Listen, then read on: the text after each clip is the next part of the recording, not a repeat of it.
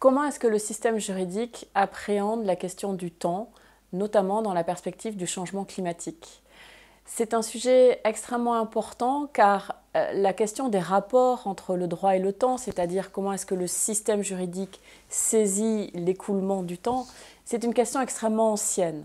Mais aujourd'hui, le phénomène du réchauffement climatique est tellement massif qu'il nous oblige à repenser notre rapport au temps. Le renouvellement des mécanismes juridiques va s'illustrer particulièrement dans la question du contentieux climatique. Alors le contentieux climatique, qu'est-ce que c'est? C'est cette action qui est engagée par des ONG, par des citoyens, contre l'État ou contre les entreprises pour leur reprocher d'avoir contribué, d'avoir participé à l'avènement du phénomène climatique.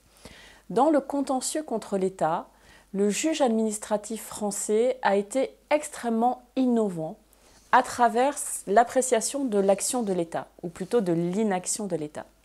C'est-à-dire que, par l'arrêt Grande-Synthe, rendu en novembre 2020, le Conseil d'État a accepté d'apprécier la trajectoire climatique française dès 2020, et il a accepté d'apprécier dès 2020 quelle était l'aptitude de l'État français à parvenir à respecter ses engagements au regard des actions qu'il développait pour lutter contre le changement climatique. Et le regard qu'il a porté est un regard très critique en disant l'insuffisance de vos actions fait que, en 2030, vous n'aurez pas atteint les engagements qui sont les vôtres. Et ça, c'est quelque chose qui est extrêmement nouveau pour le juge administratif qui, en principe, apprécie l'action de l'État une fois que l'inaction a été constatée ou que les actions ont été portées. Mais là, il accepte par une anticipation, 10 ans avant, d'examiner si oui ou non les engagements de l'État sont suffisants pour atteindre les objectifs qui ont été fixés. Une autre illustration réside dans la notion de génération future. Alors, qu'est-ce que c'est que ces générations futures? C'est une projection de l'être humain dans le devenir. Et sur la question du réchauffement climatique, la question qui se pose, c'est est-ce que oui ou non, nous allons permettre aux générations futures de vivre décemment? Et cette question a été posée à la Cour constitutionnelle allemande à travers un arrêt qu'elle a rendu le 24 mars 2021. C'est la Cour de Karlsruhe, au sujet de la loi climatique allemande de décembre 2019. La question posée est toujours la même. Est-ce que les engagements pris par l'État allemand sont suffisants pour permettre de s'engager dans une trajectoire climatique qui permette d'atteindre les engagements de l'accord de Paris? Et ce que va répondre la Cour constitutionnelle allemande, et c'est la première fois qu'une juridiction mobilise de cette manière la notion de génération future, ce qu'elle va répondre, c'est que cette trajectoire étant totalement insuffisante, en fait, on va faire peser sur les générations futures un fardeau écrasant.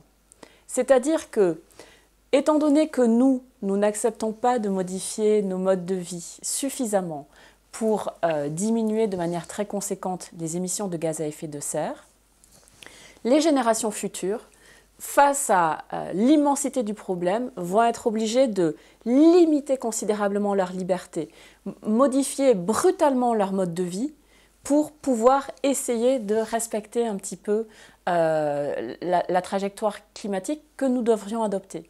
Et donc la Cour allemande a dit, en faisant cela, nous faisons porter sur les générations futures un fardeau écrasant, ce qui est vraiment une qualification très très forte. La conclusion qu'on peut en tirer, c'est que ce phénomène du réchauffement climatique, par l'intensité et l'urgence aussi qui est la sienne, nous oblige aujourd'hui à complètement repenser notre rapport au temps, notre rapport à l'urgence. Et les juges sont là pour imaginer de nouveaux mécanismes juridiques ou mobiliser des notions qui jusqu'à présent étaient plutôt théoriques, mais n'avaient pas été mobilisées de manière concrète. Ce sont ces sujets absolument passionnants que j'aurai le plaisir d'aborder dans ma contribution lors du colloque du 10 mai, intitulé « L'avenir, quel temps d'attente ».